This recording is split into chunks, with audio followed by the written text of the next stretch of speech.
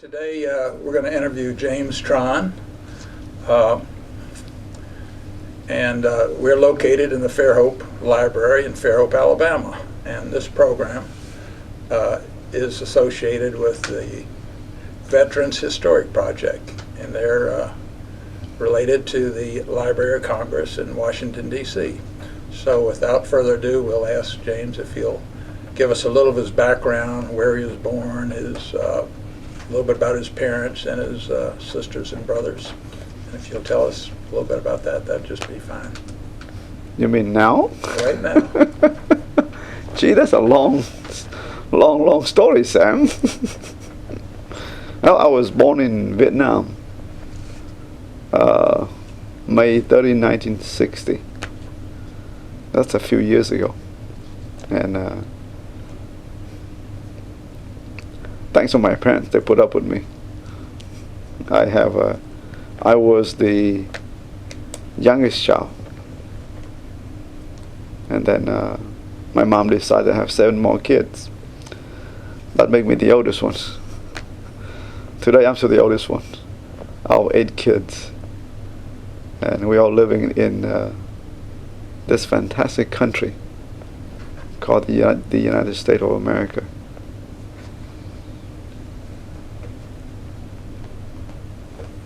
Well, could you tell us a little bit about going to school and your first years in school in Vietnam, and also what city were you born in?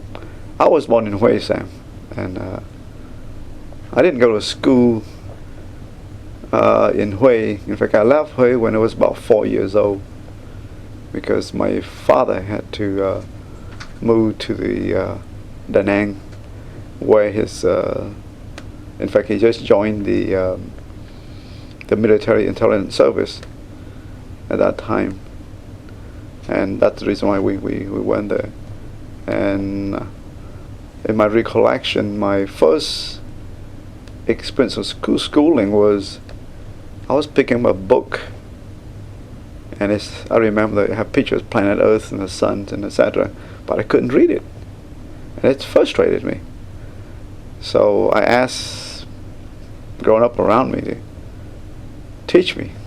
They couldn't do so. I took my allowance money and went and bought a Vietnamese alphabet book, taught myself how to read. I read that book. That was my first love of science. And I think I started school about 6 years old. And for some reason, from that point on, I wanted to become a scientist. And did you stay in Da Nang for Yes, a year? many years. I stayed there for roughly 10 years before I came to this country. And was there any influence from the French? Did you have any French teachers, or were they all Vietnamese? Or? They're all Vietnamese teachers. Yeah. I knew about the French influence from our historical study, and some French was taught at the time. Architectures, but as a kid, 10 years old, I didn't have much understanding of the French influence, but we knew about the historical study that we did. For example, the French influenced Vietnam for about 100 years through the domination, and the Chinese domination 1,000 years. So strictly speaking, just from studying, but not really understand the impact until much later. When were you first aware? I realize you're only about 14 or 15 or so. Mm-hmm. But when were you first aware of the communist influence or the Viet Cong's presence? Yes, in fact, that's pretty early on, because my father's involvement in the intelligence part of the service, I guess. He's used to take trip, and I didn't understand much in those days. As a kid, I had no clue. I just knew that. In fact, my father told me that before he would take the trip, he would get paid before taking the trip or the journey or the mission, whatever. And then there is like a bonus money if you come back alive. Now it didn't make any sense to me, but in fact, the exact language for that particular money is called tiền tử, is mean that death money.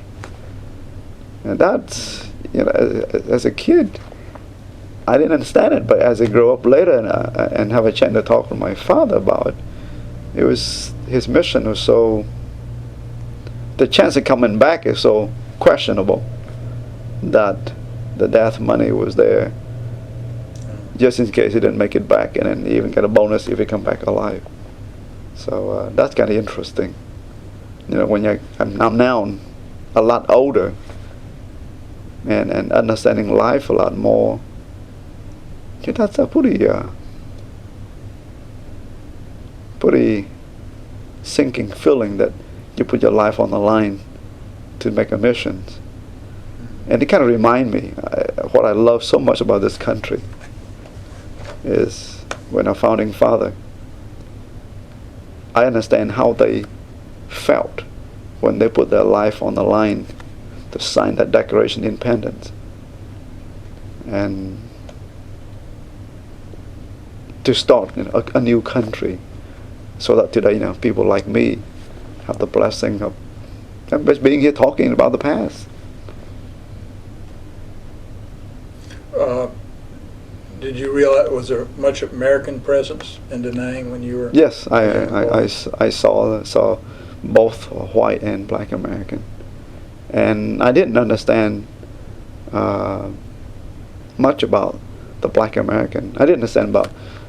I'm sorry to bring up this. In this country we call racist remark, but when I saw first black man there, I never thought there was such a black person. Never existed now. But we thought that there was white man that put shoes polish to discolor his skin. For what a reason that was, we had no clue until we actually met black American in this country. I said, "Wow, that was for real." It was interesting. As time goes by, then I guess Americans started pulling out, and then the communists were closing in on Da Nang, or can you tell us a little bit about that? How you left? Yeah, I was in seminary. In fact, when that happened, I remember that around summer of 1975, roughly. I don't remember exactly what month. Maybe around April or March, something like that. Early summer of 1975, my father came to the seminary in Da Nang to take me home early. And at that time, there's a lot of Vietnamese refugees was coming in and stay in our seminary already. We became one of the facilities where we could help, hundreds, in fact, thousands of refugees coming from the north and the central who left their home and needed a place to stay. So they were using the seminary, the lower level of the seminary, for I guess for lodging for the time. And I was experienced that. And when my father came and took me home early, I realized that there is something going on. When you grew up in a country full of war, you kind of take for granted that you grew up in a country with McDonald's. You take McDonald's for granted. It's always there. You don't think about it. Or like the library. You grew up in a country that the library is only a block away. You can't take that for granted. But in many countries where I came from, you couldn't find a library unless you pretty well connect somewhere. Like in my seminary, we had a library. But when I went to school in Da Nang, I haven't seen a library for my first 10 years in my schooling. I mean, people take things for granted in that manner. Anyway, my father took me home early telling me that there's some uncomfortable things are happening around the country. That people from the north and the south and the central Vietnam moving towards south because of communism. I knew about them because my first painful experience of that was my uncle was killed during one of the conflict in 1968. That was my first painful feeling of the effect of communism because of death. Other than that, I have experienced things like in the middle of the night, the sign went on, and everybody took off to the what you call the shelter, and that happened during my childhood. At the beginning, it was scary, but after all, you get used to it. It was hot, humid, and to waking up in the middle of the night by sirens and just rush to the shelters, mothers and kids, and my father usually away on mission during those times. I kind of grew up and get used to it. Kind of wake up and eat oatmeal for breakfast. Just take things for granted so easily. I guess that's one thing we're human, and we learn to adapt so easily to things that after a while, we get used to the sirens, huh? Yeah, really. It's interesting how we humans behave like that. As a kid, I was a teenager. It's not much different than Tom Sawyer and Huckleberry Finn. Really, it's just another adventure. You don't think about the consequence. You just think of here and now, have a good time, and wow, this is fun. And you play war game with each other's, and hide and seek and bang bang, shooting with your fingers. It's just like no different than children in Iraq playing in the middle of the street when shelters and bombs happen nearby. It's just interesting how we humans behave. And can you tell us how you evacuated? I know you had you were on barges and such, and yeah, that's that's an interesting story there. Again, when I look back today, it was scary, which is after the fact. Strange, you don't get scared something already happened, but when it happened as a kid, teenager, there was, again, I took things for granted that I would be safe. My father was there, and there's a lot of things happen, but you don't feel the same kind of dangers that you feel today when you're going through enough life. After I went home from seminary for a while, I remember my father asked us to pack things to leave for Saigon. I didn't know exactly why we have to leave. I knew that the communism is coming in, but then the concept of communism and democracy was not taught in school over there. Like in this country, you can bring up a book and read about it. You just know the effect of it, like people shooting at each other, killing each other because of some different in belief. And I just knew that we had to leave. And I remember that night that we left Da Nang, my father, he was in charge of, during his, let me go back in time a little bit. In his early years, in his military secret service, intelligence service, he went on to a lot of missions. And then as he had more kids, they took him off of those missions. because there's too many kids. He got a family to raise, I guess. So they put him in charge of transportation, and they have a whole fleet of, Jeeps and GMCs, and on the day that I was leaving, I remember telling us that he have a GMC assigned to us to take us to the ship which was waiting to take us from Da Nang to Saigon. And I have never been on a big boat before, so I was really looking forward to it. I was somewhere around 15 years old at the time. Like another adventure, really another adventure.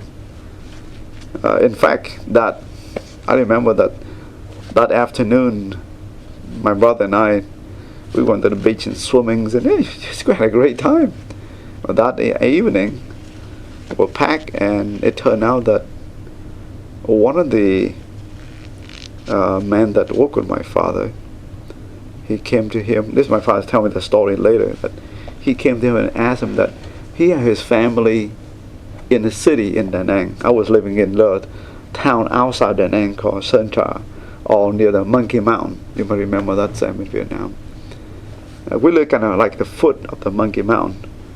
And this man asked him that he need a truck to take his family from Da Nang to the Navy base in Sơn Trà, so that they can live together. So my father told him, you can take it, but when you come back, pick up my families also. And he entrusted him, the gentleman, with that. And he went back to his base, and his man never shows up.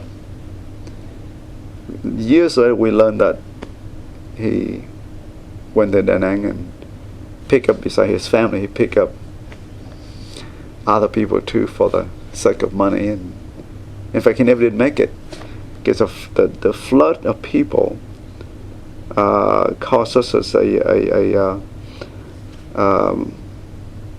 so crowded he couldn't make it back with the truck, and he got stuck over there.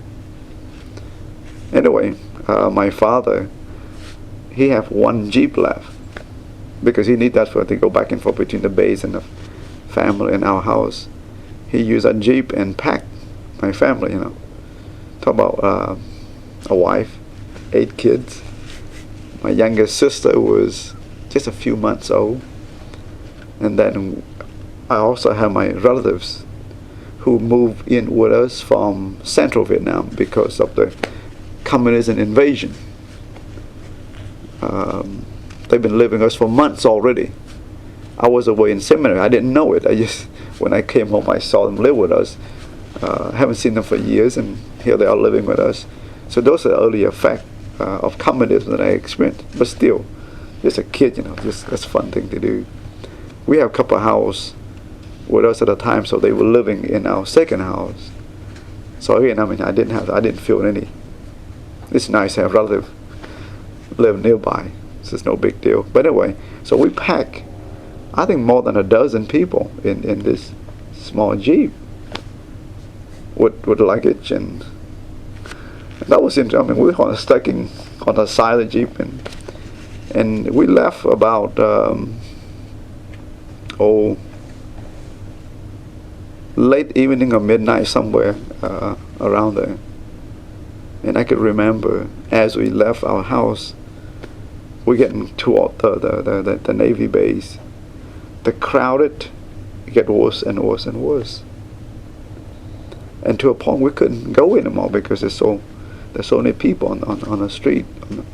And we get to the base, there was fencings and soldiers blocking the ways, and people it was awfully noisy.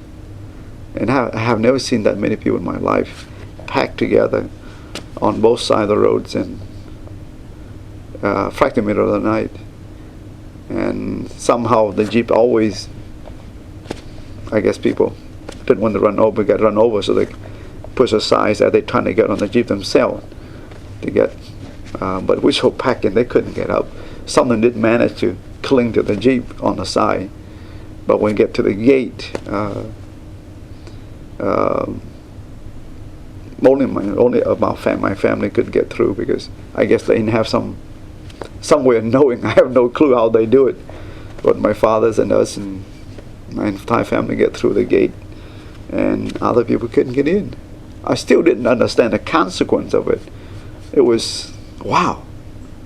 You just have no clue what's really happening. And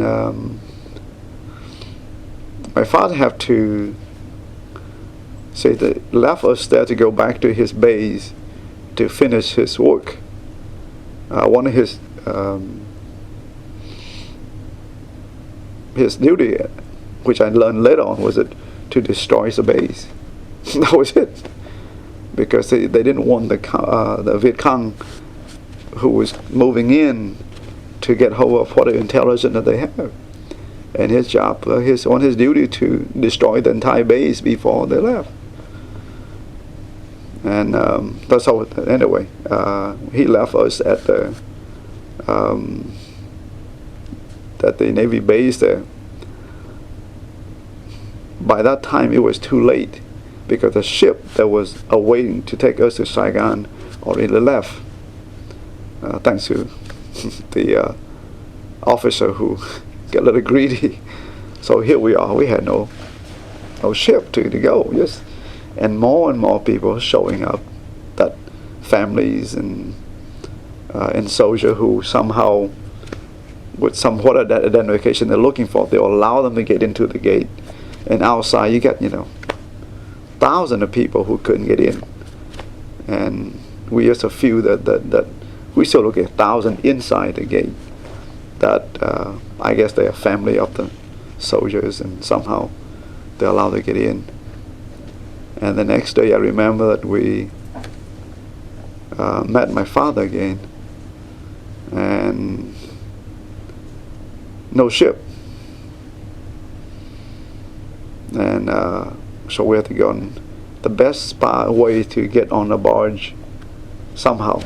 There was 2 to 3 barges there, and they knew that the Viet Cong is coming in, and he knew that, and we could hear from a distance the shell exploding from a distance. It's getting closer.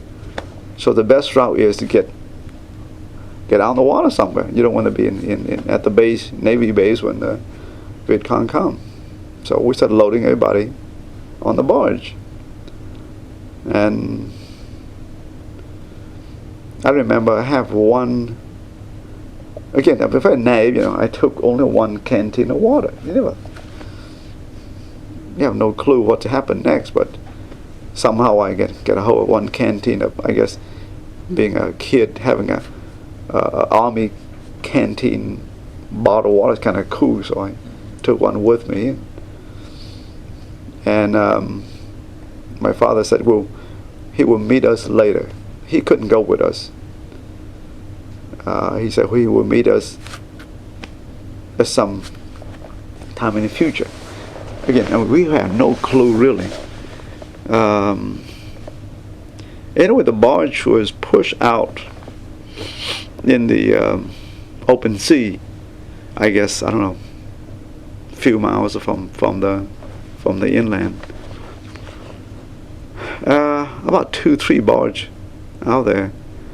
At the beginning, the barge was pretty thin. By the time people pack, it was shoulder to shoulder, back to back. People sitting back to back, and then at night, you could see the light show start coming on at nighttime. I mean, just explosions, real explosions, and bombs and guns and airplane. It was just, it's like a 3D movie. They could feel it and you could smell it, and just you could see it happening. And that's when we understand why we had to leave the base, because Viet Cong was coming in and there was fighting. You can see the horizon was glowing at night, and hear the sound of like thunder. That's. We were on the barge for a couple of days. That's when we realized that we're not going anywhere. We're just floating in the middle of the water. The barge had no mechanical thing there with propulsion. Yeah, no propulsion. Just and this kind of like summertime, getting pretty hot, and no rain, and people so getting thirsty, and I could and little kids start dying. That's when I really first experienced death at a close distance, compared to a soldier who see death next to them. This is just a kid. I was a kid, and so seeing kid dying in front of you because of thirsty. That's when we realized this is a lot serious than we thought. And my first I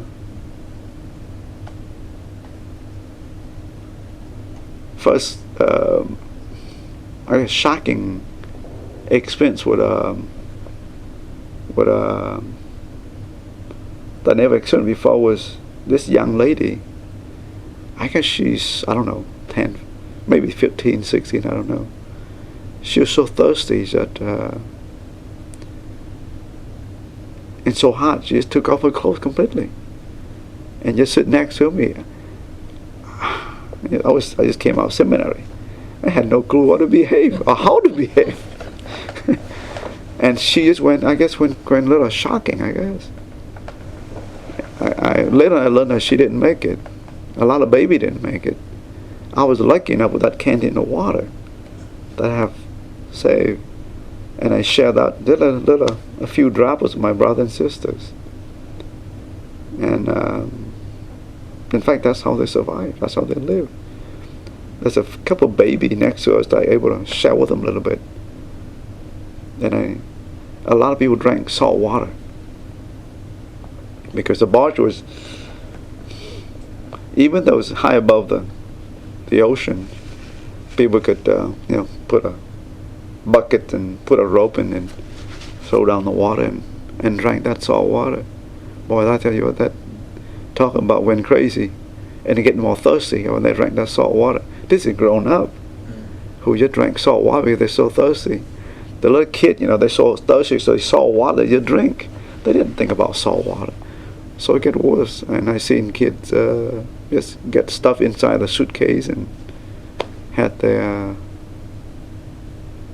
funeral, I guess that's how you would put it. And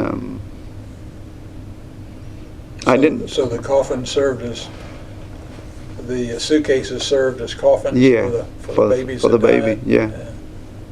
And I didn't know how long it'll last. I mean, really, that because they're sitting there. Food is no longer an issue. It's strictly about water. It didn't rain.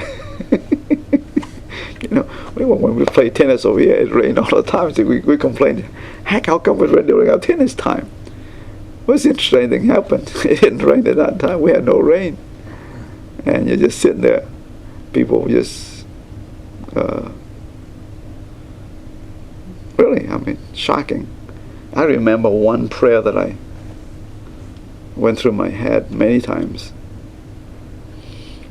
And again, when I was a teenager, roughly 15, and I prayed to God, say, God, for God's sakes, if you're God, if my father was here, he was able to do something about it.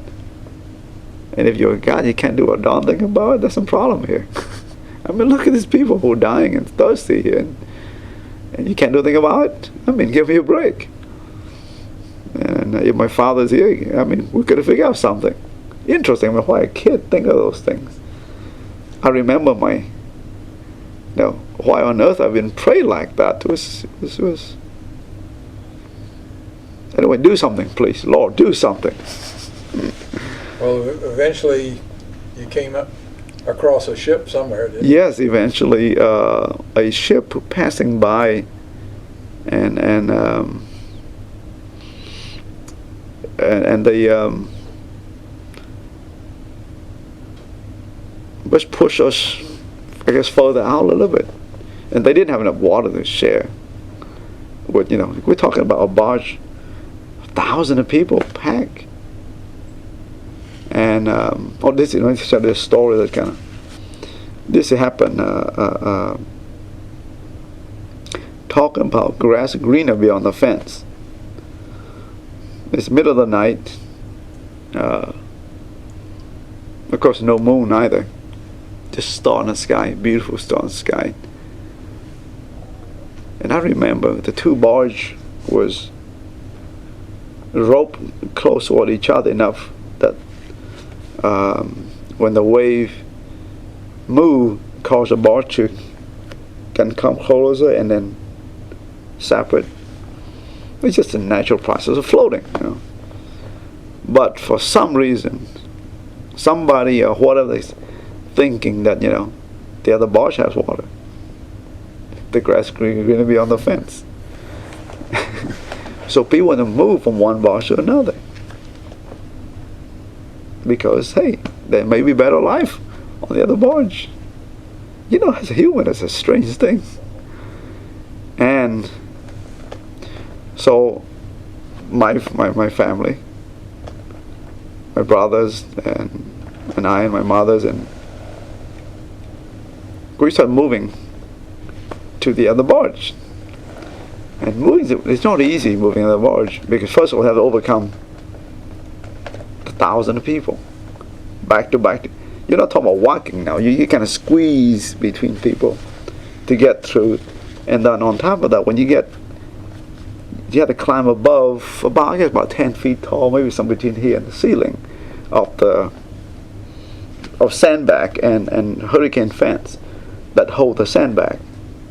We climb above and come back down, and you grab your fingers onto the hurricane fence to come down to the edge of the barge from the fence, or the like a wall of isolation, the inner barge and the outer barge. From the edge of the barge to this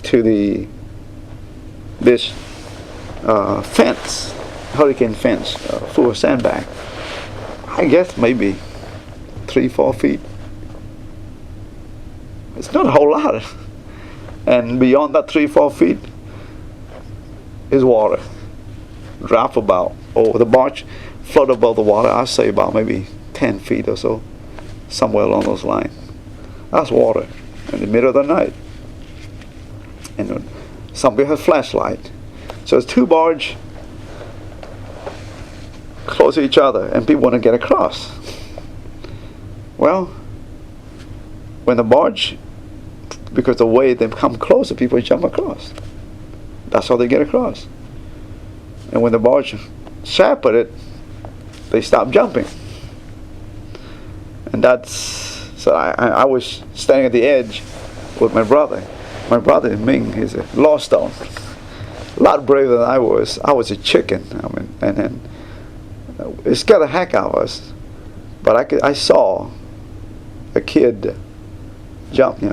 He was timing with a flashlight in total darkness here. As the barge moving out, he would jump, and just miss it. And you could hear him screaming in the water, in the darkness, and you couldn't do anything. And people screaming, "Help! Throw something!" You couldn't see a thing. You could hear him screaming, "Help!" and people still jumping. Went down there. It was that kind of stopped us from getting across, because remember our youngest sister was 3 months old. 8 kids. I was 15. You can imagine. We talk about toddler all the way to teenager. There's no way you're gonna make that trip. Yeah. So you stayed on your same old barge. We went back to where we came from, top of the grass green beyond the fence. And that was shocking to see that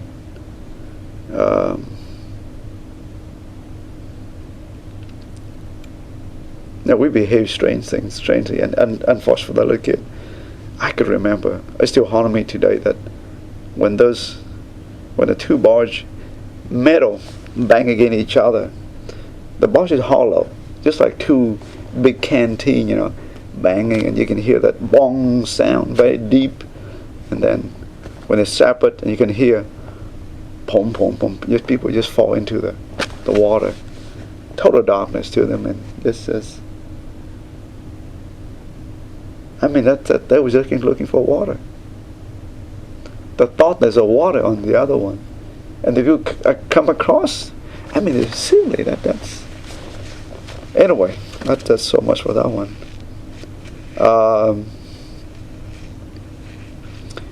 Next day, I think we were out there a few days already, and we're lucky enough that a merchant ship passing by nearby, and the interesting happened. Rain came too. They happen at the same time, If rain come a little earlier, it'd be nicer. The merchant ship they pick us up, and with the rain, so sometimes it come in package, and we're picked up by the merchant ship. There was they have a cargo area where we were put in. Well, this ship is pretty huge, by the way. You just can't to come up to the library. I went up beautiful stairs, nice, comfortable stair, cushioned stair, carpet. Well, to get on the merchant ship, there's no stair. They have this crane that throws a rope, not rope, I mean, cargo nets. Cargo net, exactly. Perfect terminology. And you just kind of cling yourself on that thing and hang on to it, and they lift you up, and people will drop because they couldn't hang on. There was fighting to cling onto the cargo net, and just people just didn't take the. If people just learned the lesson from this country, which I loved so much when I first came, people were standing in line, take turn to get through some process. So wow, now that is civilized way of doing things. People taking time. Your migration or your moving about mobility is a whole lot more orderly and better, more efficient. Here people fighting to get on the cargo net, and in that process, people just drop down 30 feet. Is survival chances is pretty slim. But people a grown up, came down from the 30 feet as the crane lifting up the cargo net for the barge over to the boat. It was sad if people was fighting just to get on that cargo net. And I remember talking to my mom and my brother. We are not going to fight that one. We're going to sit and wait because there's no point. We have so many little babies. There's no point fighting. We won't make it. So just wait until our turn. And lucky enough, they eventually pick everybody off the barge, and we didn't have to break our necks and break our bone like it's wonderful how I saw grown up fighting at each other just to get on that thing, and then I was just Where did the ship take you? It took us to Nha Trang, and again, I had no clue where we were going. The ship just took us there, and when we got there, I have no idea what it's there for, really. We just kind of, it take care of it when it takes us, and we're there for what reason that was. We have no clue. It's kind of refreshing, by the way, to compare what I had then to today. Some victim of the earthquake down in South America who get trapped under the rubbles, and guess what they got? Texting, telephone, internet. they know where they at. They could somehow communicate outside world. You know, I was in this ship. We had no clue. I mean, with 1,000 people around us, we had no clue what was going on. I mean, that communication is a big deal. To be able to communicate to the outside world and get information coming back to know where you at was a big deal. So here we are, and later on, my father told. In fact, we saw my father came up and about 30 feet. We're looking up in the belly of the merchant ship and saw my father, who were looking for us. Later on, he told us that he came to this port every day for I don't know how long, for every day for a long time, at least a week or something like that, hoping to find us. He didn't expect us to live, or to live at all, because there's so many deaths came out of there. And when he found that all of us was alive, that was a blessing. Talking about from 3 months to the 15 years old, nobody got hurt. And I mean, that was a interesting feeling for him. He told a story later on that during one of his journey from his base to the port was pretty good distance, and he told us one story that you know, circumstances can bring the worst, it can bring the best out of people. And this is one of those cases that he was leaving his base to come to the port and find us, and he was picked up by some other soldier who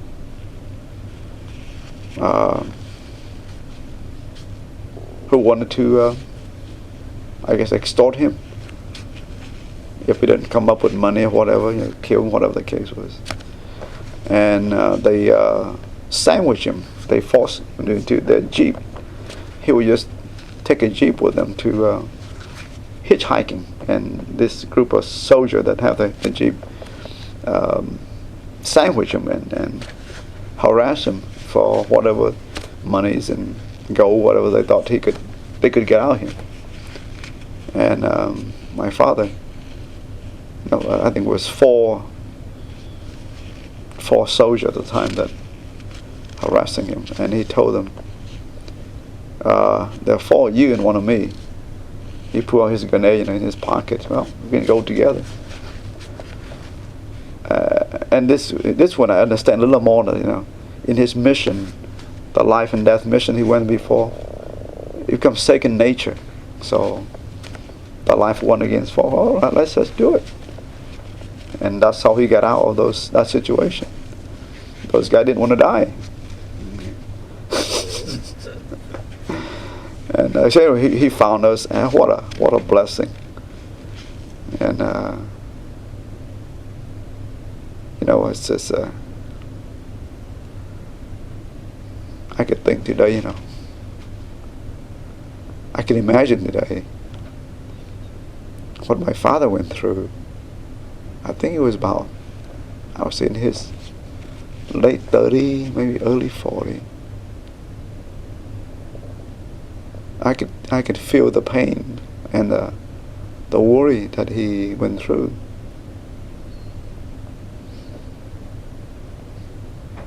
To find us, I mean, really. Today, I have kids today. I just sent my daughter to California for a couple of weeks. I mean, we dropped her off the airport, went to California for a scholarship study, and came back. I know how I felt in a safe, sound environment. Here, my father, you know, had no clue what happened, but still, every day coming to the port, looking for us, even though he told us later on that, you know, he saw death more than life, living, but he's still coming, hoping that he find us. There's no internet, there's no bulletin, missing and finding. just the chance of finding it is. So your family and your father are all together now. Yeah. Now, do you go on another ship or? Yes, and we. By the way, that was some of the best rice I ever had in my life. I was hungry, you know. So when we get to have my family reunion, we're eating rice with no real food, you know. That was some of the best rice I ever had in my life. So and at that point we left Nha Trang to go to Vũng Tàu. And this time my father said, I'm not going to leave you guys like that anymore. So we travel with him now. There's about, I don't know, 10, 15, I think LCM, the ship that you guys used to use during World War II for landing soldiers. Yeah. You call them LCM. LCM, yeah. The mouth kind of opened down for you to get in, and there are about, I don't know, 10, 15 of them. And my father's unit pretty much spread out, those LCM, and each family traveled with a soldier like that. And there was a one heck of a ride. It was a nice ride. Water, food for my father, and it was fun. At that point, it was talking about my first experience of traveling with like a speedboat. I guess I don't know how fast this thing travel, but it was pretty nice. And a lot of people get sick because I think the sea wasn't gentle either, so it was interesting. We went to Vũng Tàu. In fact, yeah, there's the exact place called Nha Be. You might remember that one, Sam. And we went there, stayed there for a short time. And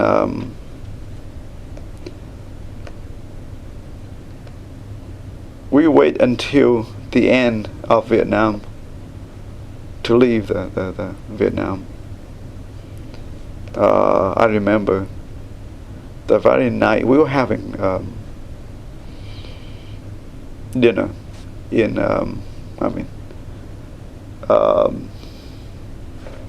the hangar that they use in this base for repairing airplane, I guess. And when we're having, there was hundreds of people's families, soldier families. My father, this is a whole group of military intelligence people. They traveled together, and we was having late dinner, and then some shell came through the roof and landed on the ground, the floor where we were eating. So we knew that I knew at that moment that we won't be here very long. So we that night we aboard the two big what you call them?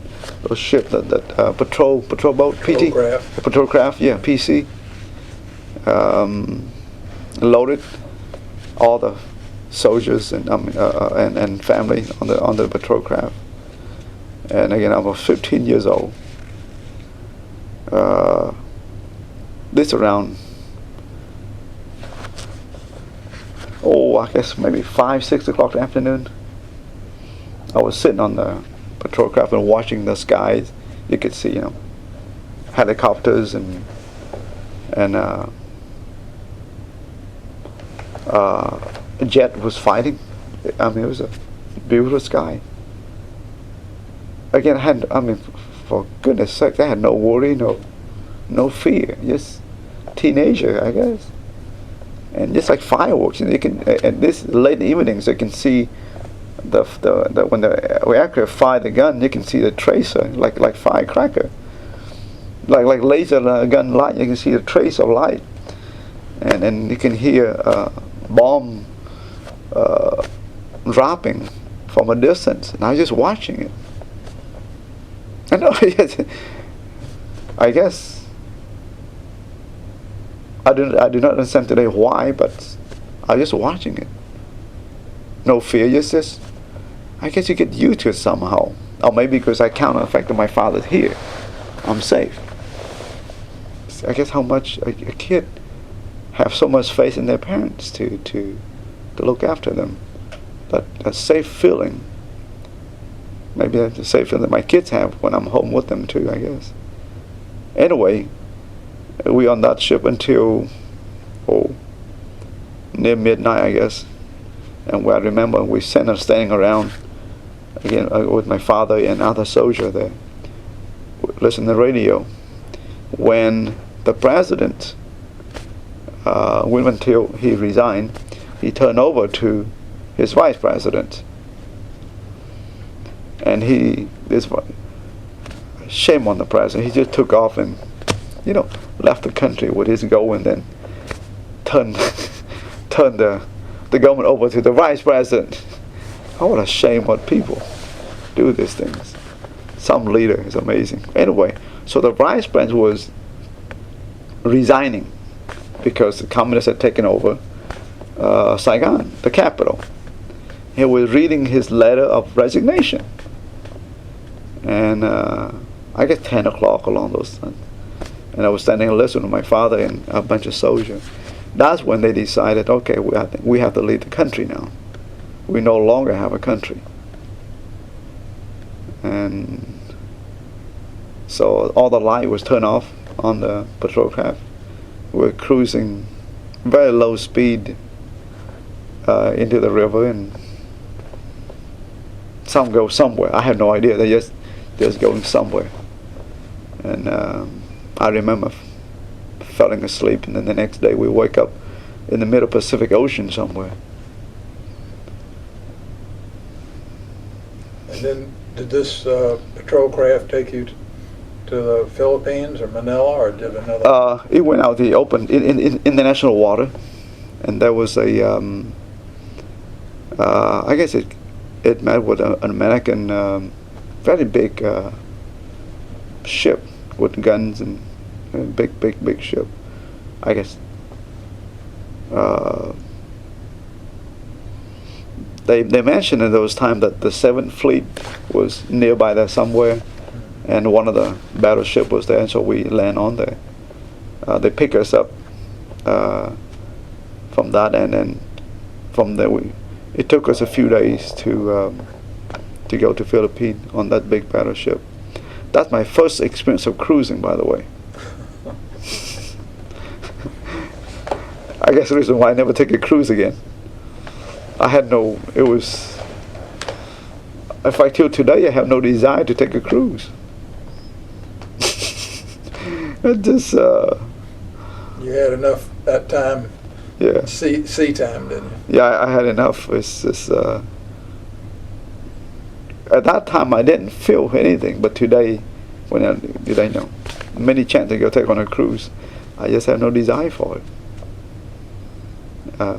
We on this American battleship, there was water, there was food. Again, people was back against back. We were very tight. That's a lot of people. You're looking at, I think we learned that like 500,000 people was the exodus of 500,000 people, 300,000 people left Vietnam about that time. Later they became to the million, but early day then, this is like April 30, 1975. So somewhere in the 300,000, 500,000 people. And my first,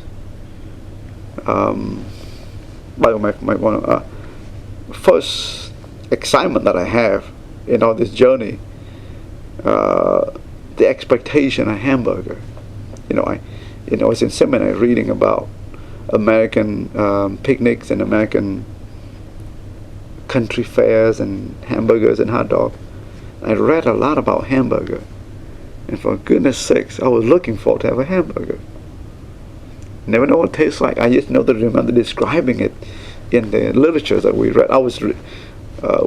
We read in English, by the way, because we studied English, so the whole thing was written in English. So you translate it, and then you could taste the translation, I guess. So we left the ship to get on land. Beautiful, orderly manner. That's what really my first impression of what American is, was this orderly way of exiting rather than fighting with each other's. It creates such a big impression on me that years later that'd be a different story for another day, but that become a controversial issue for me later.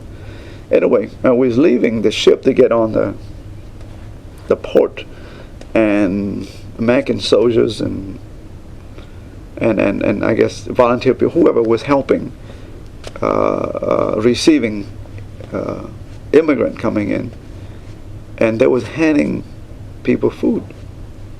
And I heard people said it was hamburger. And I was real looking forward to it. I mean, I was real looking forward. And they didn't have enough food, so they only give each person half the hamburger.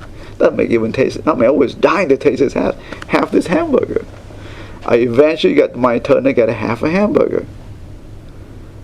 And if I was compare that to what we have over here, there's no comparison, but that half hamburger was just fantastic. I couldn't believe my first got a hamburger. Boy, I tell you, always along the side of the hamburger was Coca-Cola. Boy, I tell you, that's talking about some of the best foods I have in my life. Half the hamburger, and I think we was sharing a can of Coke with my brother, I believe. And I was walking on the port in Manila, and then so you can feel the wind blowing, from the Pacific Oceans, and hot, sunny. I guess about 2 o'clock, noontime somewhere. And I was hungry, half the hamburger and Coca-Cola. That's some of the best food of my life. And really, the hamburger was just a piece of meat, and maybe a pickle, I guess, some ketchups and mayonnaise, and I don't even remember there's lettuce or not. They just some ketchups and just, it was amazing. Human expectation can do a trick on our mind to make things more than what they really are.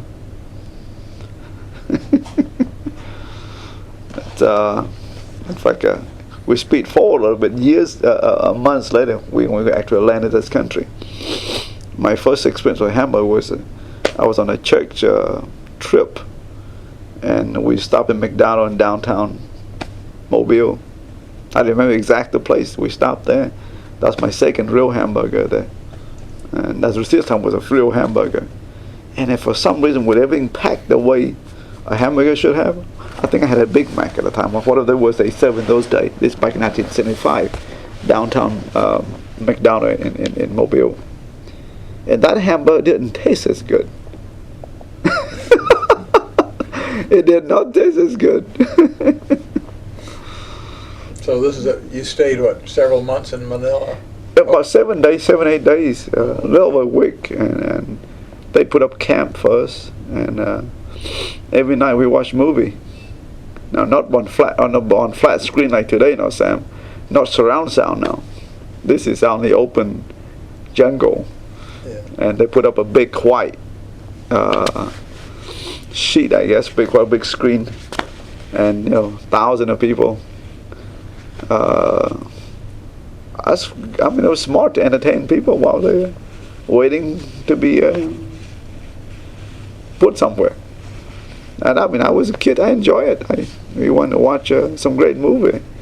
That's my first taste of Chinese kung fu movie, Bruce Lee movie. First time I saw it. That was something. That was something. I heard about Bruce Lee movie when I was in Vietnam. In the seminar, I heard about it, but I live a sheltered life. We've never been exposed to real theater movie before. So this is first big screen Bruce Lee. It was something. I was quite an experience. So eventually you got back to the United States with your family and everybody, yeah. And where did you go when you reached the United States, and how did you get to Fairhope, I guess? Oh yeah, we went from Manila, Philippines to Guam in Pacific Ocean. We're there for a few months when we processed papers, and we live in large camp. I guess thousands of people there filling out form to relocate in U.S. and you make choices where you want to go. And so my father asked me, I remember he asked me, son, where do we want to go in America that is climate similar to where we live in Vietnam? And from reading American books that I in Vietnam, so I said, Father, I think we need to go Florida somewhere. They were having several relocation centers: Florida, Pennsylvania, Arkansas, California. And I told them that if we go to Florida, then pretty close to kind of climate we had in Vietnam. So my father went that route. Now all his friends say, no, you shouldn't go there. You go with us, Arkansas and Pennsylvania's and stuff. And my father said, in fact, we're the only one that chose Florida. All the soldiers that went together. And they told him that you're wrong, you shouldn't go to Florida. But for some reason my father trusts me. I guess he trusts that I have a decent education. So we went to Florida. We stay at Eglin Air Force Base. They have a camp there for us. And from there you wait for a sponsor to help you relocate in this country. And I have enough English already at that time that they helped. I read quite a bit English books, but speaking I was pretty lousy at speaking. And but I did help some translation. Yeah, I guess I was the youngest interpreter there, I believe. 15 years old kid being an interpreter. That was a big deal. When most people couldn't speak English, there was a few that could speak English, and I was helping with forms, and that was, for a kid, I thought that was pretty neat. And so we got wait for a sponsor to help us relocate in here. And one of the sponsors was, I guess we went through a lot of people. And eventually we met with a gentleman named Duncan Turnbull. He came from Point Clear, Alabama. They describing the area. Fairhope was near the water, hot, humid. They didn't say hot and humid, but just the climate, from I could remember, it was kind of like Vietnam. So we chose to go that route, Fairhope, Alabama. And I remember my first time seeing him. He came in a wheelchair, by the way, Mr. Duncan Turnbull. And that first time I saw the wheelchair. And I wondered, what on earth is this? But we became best friends. He lived in Point Clear at the time, so we stayed with him for a few months in Point Clear, and while we're finding a home here in Fairhope. And in fact, when I got to Fairhope, I joined Fairhope Middle School. That was fun. And now you've been here for what? 1975. 30 years or so? Over 30 years, yeah, since 1975. Yeah. You have any last thoughts on your travels and coming to Fairhope or such? What do you mean? Oh, just some final words to conclude your interview.